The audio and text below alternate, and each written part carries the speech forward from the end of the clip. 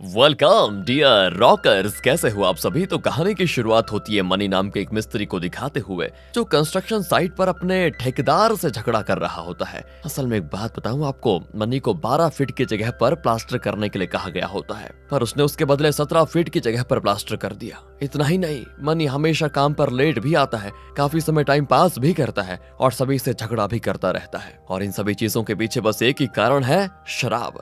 Money बहुत ज्यादा शराब पीता है और जिस वक्त वो झगड़ा कर रहा है ना, उस वक्त भी वो आधे नशे में ही होता है। यानी कि मनी को शराब पीने की बहुत ही बुरी आदत हो जाती है और वो काम छोड़ सकता है, शराब नहीं। जिस वजह से आगे होता है ऐसा ही है। मनी झगड़े को अपने ईगो पर लेते हुए सभी शराबियों की इज्जत को दांव पर लगाकर काम छोड़ देता है और वहां से निकलते हुए कहने लगता है कि वैसे भी ये काम मेरे स्टैंडर्ड का नहीं था। इसके बाद वो शाम में अपने बाकी शराबी दोस्तों के साथ एक ड्रिंक कॉर्नर पे पहुंच जाता है, जहां सभी मिलकर शराब पीते हुए अपने पूरे दिन में क्या क्या हुआ इस बारे में बात कर रहे होते हैं। और दोस्तों, यहाँ ये सभी एक ही गांव से होते हैं। इनके बीच एक आदमी कहता है कि सभी गांव वाले हमारे पीठ पीछे हमें बहुत ही बुरा भला कहते हैं, हमारे बारे में कहते हैं कि हम घर से पैसे चोरी करके पीते हैं, बताओ, जबकि वो पैसे भी तो हम ही कमा कर घर में देते हैं। मनी कहता है कि बस कुछ समय और फिर मैं ऐसा काम करूंगा कि पूरा गांव देखता रह जाएगा मुझे। जिसके बाद मनी रात में घर पहुंच जाता है, जहां दरवाजे पर ही उसके 2 बच्चे उससे आइसक्रीम मांगने लगते हैं और वहां पर आइसक्रीम वाला भी खड़ा होता है। मनी फिर उसको आइसक्रीम देने के लिए कहता है, पर बदले में पैसे देने की कोई बात नहीं करता,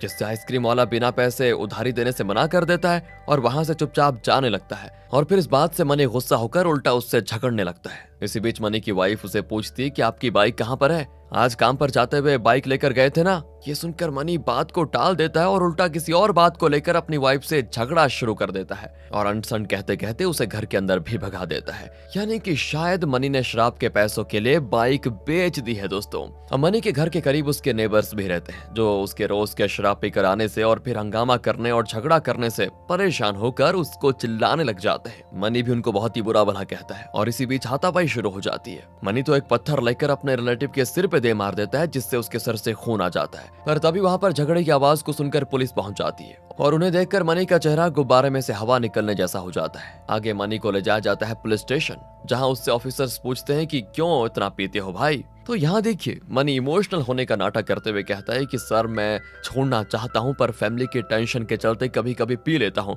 और छोड़ नहीं पाता। ये सुनकर ऑफिसर उसको जेल में नहीं डालता है, बदले में स्टोर रूम और वॉशरूम साफ करने के लिए कह देता है। वहीं मनी के साथ साथ उसका एक शराबी दोस्त भी इसमें पकड़ा गया है और वो भी मनी के साथ स्टोर रूम की सफाई करता है। तभी दोस्तों, मनी को रूम के कोने में शराब की ढेरों बॉटल्स दिखती हैं, जो कि पूरी तरह से सील पैक है। उसका दोस्त उसे इन बॉटल्स को नहीं पीने के लिए कहता है, पर इतना सुनने से पहले ही मनी के अंदर शराबी जाग चुका था। वो एक एक करके सभी शराब की बॉटल्स पी लेता है और साथ ही कुछ चुरा भी लेता है। जिसके बाद जब ऑफिसर्स को इस बारे में पता चलता है तो ये बातें सामने आती है कि ये शराब की बॉटल्स कहीं से जब्त करके लाई गई थी और इसने ये सभी पी ली है, बताओ। फिर मनी की वाइफ को स्टेशन बुलाया जाता है और ऑफिसर्स उसे कहते हैं कि अपने पति को यहाँ से लेकर जाओ और अगर अगली बार हमने इसको शराब पीकर झगड़ा करते हुए देखा तो इसकी ऐसी हालत होगी कि ये कभी भूल नहीं पाएगा। मनी की वाइफ इन बातों को सुनकर बहुत ही शर्मिंदगी महसूस करती है, पर वो कुछ कर भी नहीं सकती थी। मनी उसकी सुनता कहाँ है। पर यहाँ तक कि पुलिस स्टेशन से घर जाते वक्त भी उसने कुछ शराब की बॉटल्स चुरा ली थी, जिसको वो घर में छुप छुप कर पी रहा होता है। अब उसी रात लगभग आधी रात में मनी के घर कुछ लोग आते हैं, जिनमें एक बहुत बड़ा बिल्डर अशोक भी होता है। अशोक मनी से कहता है कि मुझे 7400 फीट का एक प्लॉट बनाना है और मैंने जब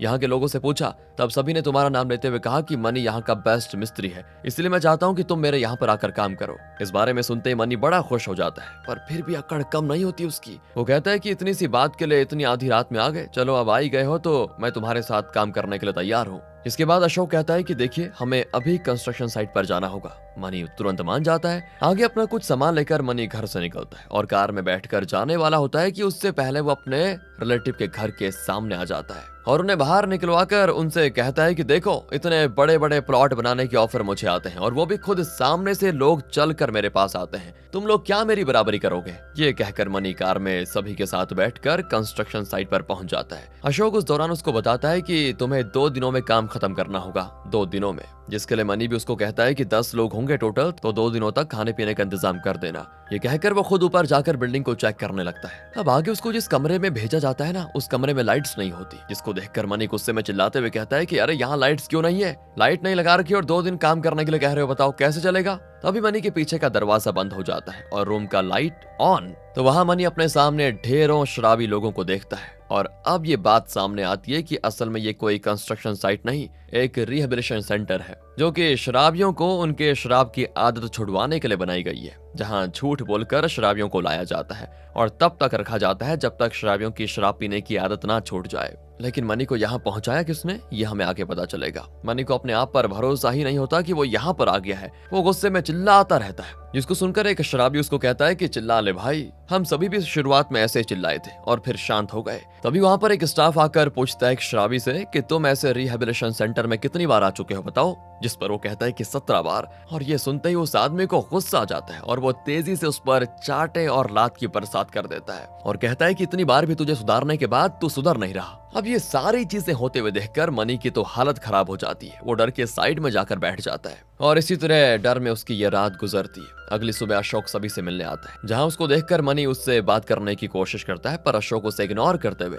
सभी शराबियों को डिसिप्लिन में सारी चीजें फॉलो करने के लिए कहता है और फिर चला जाता है। अब वो मनी को अकेले में बुलाकर उससे कहता है कि तुम टेंशन मत लो, तुम कुछ ही समय में यहाँ से छूट जाओगे। मनी कहता है कि सर मैं 2 हफ्ते में सिर्फ 1 बार पीता हूँ। अब ये सुनते अशोक गुस्से में होकर कहता है कि तूने पुलिस स्टेशन में रखी सारी शराब पी ली है और अभी तुझसे जितना कहा जा रहा है उतना कर, मुंह बंद करके रख अपना। मनी ये सुनकर तो डर जाता है कि इनको कैसे पता चला और दरवाजा खुला देखकर वो वहां से भागने की कोशिश करता है, बट अनफॉर्चुनेटली बिल्डिंग में एग्जिट और एंट्रेंस लॉक से बंद किया गया होता है और फिर धीरे धीरे मनी को एक्सेप्ट करना पड़ता है कि उसे यहीं रहना होगा। इसी बीच हम कई अलग अलग तरह के शराबियों को देख पाते हैं, जैसे कि एक प्रोफेसर शराबी जो अशोक से कहता है कि जब हम पैसे खुद कमा रहे हैं तो उसे कहाँ इस्तेमाल करना है ये भी हमारा ही फैसला होगा, सरकार ने हमें इसका राइट दिया है। लेकिन इन सभी बातों का वहां के स्टाफ पर कुछ फर्क नहीं पड़ता। जिसके बाद वो प्रोफेसर कहता है कि उन बड़े लोगों को, पॉलिटिशियंस को इस रिहेबिलिटेशन सेंटर में लेकर आओ जिनके वो शराब के दुकान है, अगर वो बेचेंगे ही नहीं तो हम पिएंगे कैसे। ये सुनते ही सभी स्टाफ समझ जाते हैं कि प्रोफेसर बात तो सही कह रहा है,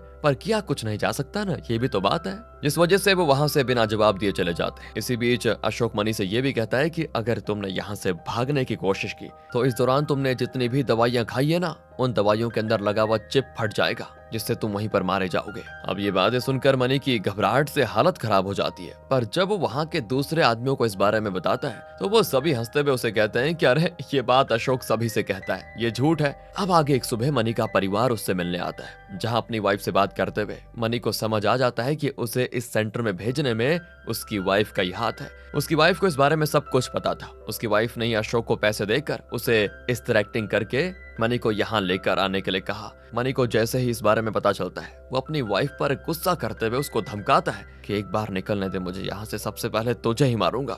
लेकिन वहीं दरवाजे पर अशोक ये सारी बातें सुन लेता है, जिसके बाद वो सभी के सामने मनी को चांटा मारता है पहले और कहता है कि क्या तू खुद को डॉन समझता है, और फिर मनी को पूरा दिन टॉयलेट में रहने की सजा दी जाती है। आगे सभी को एक रात मूवी दिखाई जाती है जिसमें एक क्रिमिनल जेल से भागने के अलग अलग तरीके अपनाता है और आखिर में जेल से भाग भी जाता है। तो इससे बढ़िया इंस्पिरेशन लेकर मनी भी यहाँ से भागने का एक और ट्राई करने का फैसला करता है, जिसके लिए वो सभी से बातें करता है, पर ज्यादातर लोग मना कर देते हैं कि नहीं ये खतरा है। एक तरह से वो अकेला यहाँ से भागने के बारे में सोच रहा होता है। तो यहाँ से भागने के लिए प्लान बनाते हुए वो टॉयलेट के विंडो में लगे हुए लोहे के रॉड्स को एक एक करके कुछ ही दिनों में निकाल लेता है और उनको ऐसे फिट कर देता है जैसे कि वो प्रॉपरली फिट लगे हुए हों। बीच में वो उसी सेंटर में रेड नाम के एक यंग एडिक्ट से मिलता है जो कि हाल ही में उस सेंटर में आया होता है। मनी उससे पूछता है क्या तुम मेरे साथ भागना चाहोगे, जिस पर रेड कहता है कि हम वैसे ही 2 महीने में यहाँ से जाने वाले हैं, इसीलिए भागने का मेरे पास कोई कारण है नहीं, तुम अकेले जाओ। पर रेड मनी को एक आइडिया भी देता है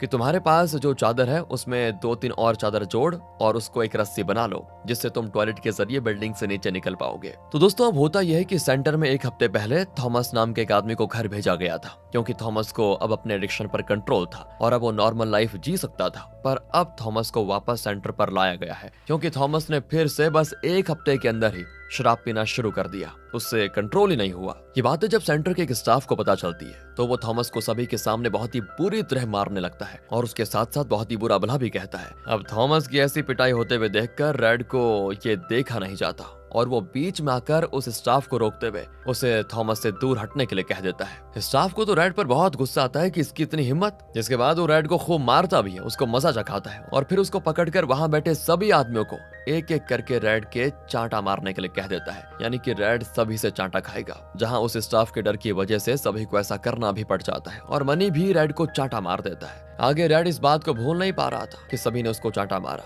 इसीलिए वो मनी के साथ ही सेंटर से भागने का फैसला लेता है, जिसमें इनके साथ एक और आदमी भी आ जाता है। तो अब जिस रात ये तीनों यहाँ से भागने वाले थे, रेड तभी कुछ देर के लिए कहीं चला जाता है और फिर उसके वापस आते ही ये तीनों सेंटर से भागने में कामयाब हो जाते हैं, जिसके बाद तीनों मस्त चाय की शॉप पर बैठकर आराम से चाय एंजॉय करते हैं। रेड काफी डरा हुआ लग रहा है दोस्तों, कुछ गड़बड़ है। वो अचानक से कांच के गिलास को तोड़कर खुद ही कहने लगता है कि मेरे पास मत आना, मैं तुम्हें मार दूंगा। आगे जब रेड को समझ आता है कि वो क्या कर रहा था, तब वो बाकी दोनों को बताता है कि देखो, मुझे कोकेन और ड्रग्स का एडिक्शन है, साथ ही मैंने एक और गलती भी की है। इतना कहने के बाद रेड एक रुमाल मनी के हाथों में देता है, जिसको खोलकर देखने पर उसमें एक आदमी के पैर की उंगली होती है। रेड फिर बताता है कि सेंटर से भागने से पहले मैं उसी स्टाफ के पास गया था जिसने मुझे मारा था, जहां मैंने अपना बदला लेते हुए उसको मारा और फिर उसके पैर की उंगली भी काट दी। ये सुनकर तो दोनों के होश उड़ जाते हैं, ये कैसा सनकी आदमी है। अगली सुबह हम रेड को पुलिस स्टेशन में देखते हैं, जहां उसे पुलिस ने पकड़ लिया था और अशोक उसको छुड़ाने के लिए आया होता है।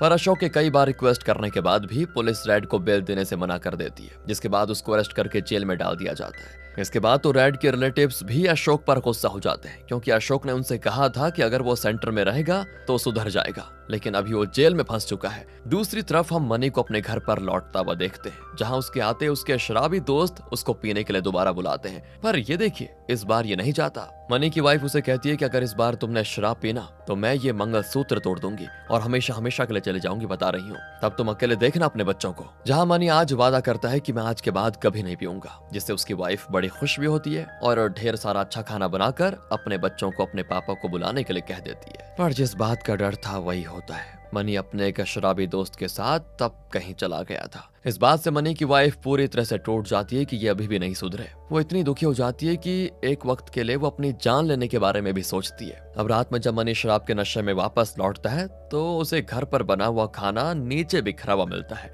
और घर पर कोई होता नहीं। अगले दिन मनी अपने साले के घर पर जाता है, यानी अपनी वाइफ के भाई के घर पर, जहाँ पर वो अपने बच्चों और वाइफ को पाता है। मनी उन्हें वापस चलने के लिए कहता है, पर उसकी वाइफ उसके साथ वापस चलने से बिल्कुल मना कर देती कि अब नहीं। और इतना ही नहीं, उसका साला भी उसके शराब की आदत की वजह से उसे बहुत मारता है। इससे फ्रस्ट्रेट होकर, दुखी होकर मनी और भी ज्यादा शराब पीने लग जाता है और इस बार तो हद हो जाती है। वो घर के सामान वगैरह बेचकर तब शराब खरीदता है। ऐसी नौबत आ गई थी और इसमें वो अकेला नहीं, उसके शराबी दोस्त भी शामिल होते हैं। पर इसी बीच उसके एक दोस्त की शराब पीते हुए मौत हो जाती है, जिसको देखकर लगता है मनी को बहुत बड़ा तगड़ा झटका। उसने आज तक शराब से हुई मौतों के बारे में बस सुना था, पर इतने करीब से ऐसा होते हुए कभी देखा नहीं था। मनी तब फैसला करता है कि वो शराब को हमेशा हमेशा के लिए छोड़ देगा। और फिर आगे दिवाली के दिन मनी अपने बच्चों से मिलने जाता है, जहां वो देखता है कि उसके बच्चों को दिवाली पर पटाखे तक नहीं है उनके पास। उनकी हालत इतनी ऐसी हो गई है, मतलब पैसों की कमी। मनी इस वजह से एक मिठाई की दुकान से अपने बच्चों के लिए कुछ मिठाइयां खरीदता है, पर बिना पैसे दिए सामान चुरा कर वो भागने की कोशिश करता है, जिसमें भी उसको दुकानदार पकड़ लेता है और काफी बुरी तरह मारता है। मनी अब रोते हुए अक्सर सोचता है कि मैं अपने बच्चों के लिए कुछ कर नहीं पाया, मुझे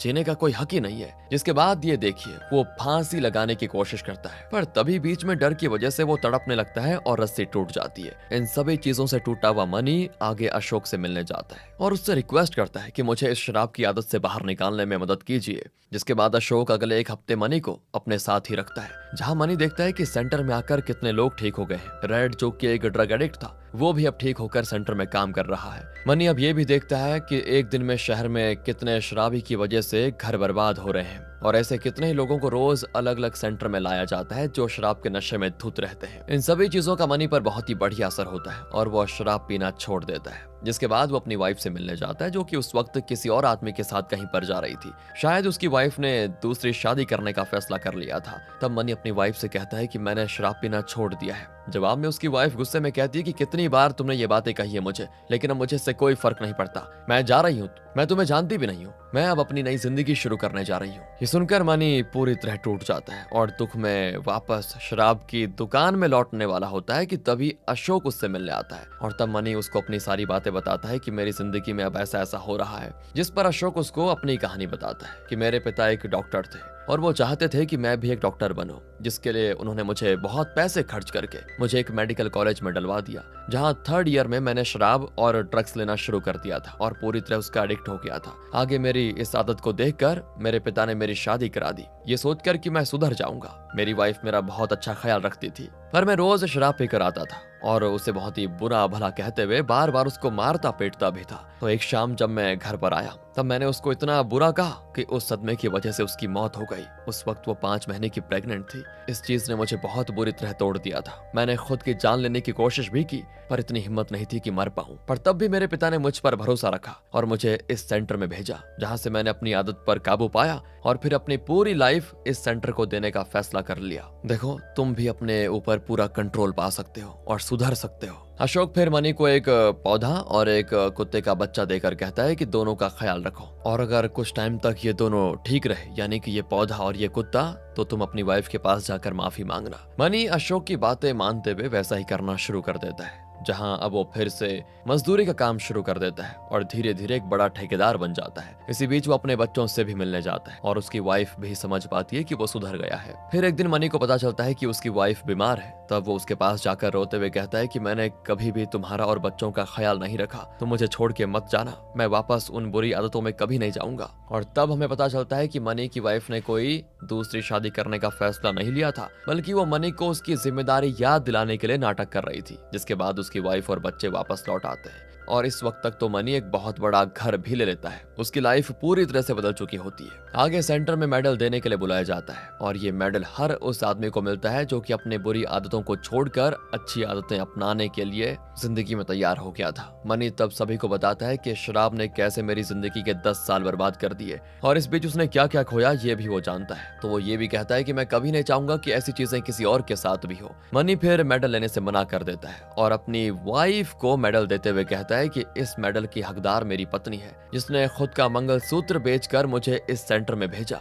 मुझे विश्वास नहीं था कि मैं इस आदत को छोड़ पाऊंगा, मतलब अपनी दारू पीने की, पर मुझे अपनी वाइफ पर विश्वास हो गया था। इसके बाद दोस्तों अशोक मनी की वाइफ को कुछ कहने के लिए कहता है, जिस पर वो सभी को बताती है कि आखिरी बार जब मेरे पति ने शराब पी थी तब मैंने अपने बच्चों के साथ खुद को मारने का फैसला ले लिया था, पर जैसे मैं ऐसा करने वाली थी मैंने सोचा कि शायद मेरे पति सही रास्ते पर नहीं है, उनको सही रास्ते पर लेकर जाना होगा। मैंने फिर अपने बच्चों के बारे में भी सोचा कि उनका क्या दोष है इसमें। मैंने सोचा कि मेरे बच्चों को पूरी उनकी जिंदगी मिलनी चाहिए, इसीलिए मैंने अपने पति को यहाँ सेंटर में भिजवाया ताकि वो सुधर जाएं। वो आगे कहती है कि इससे एक बात समझ में आती है कि कभी दुख से हार कर बैठना नहीं चाहिए। बैठ जाती मैं तो शायद आज आपके सामने खड़ी ना होती। इतना सुनकर वहाँ पर सभी लोग इमोशनल हो जाते हैं और इसी के साथ ये कहानी यहाँ पर खत्म हो जाती है दोस्तों।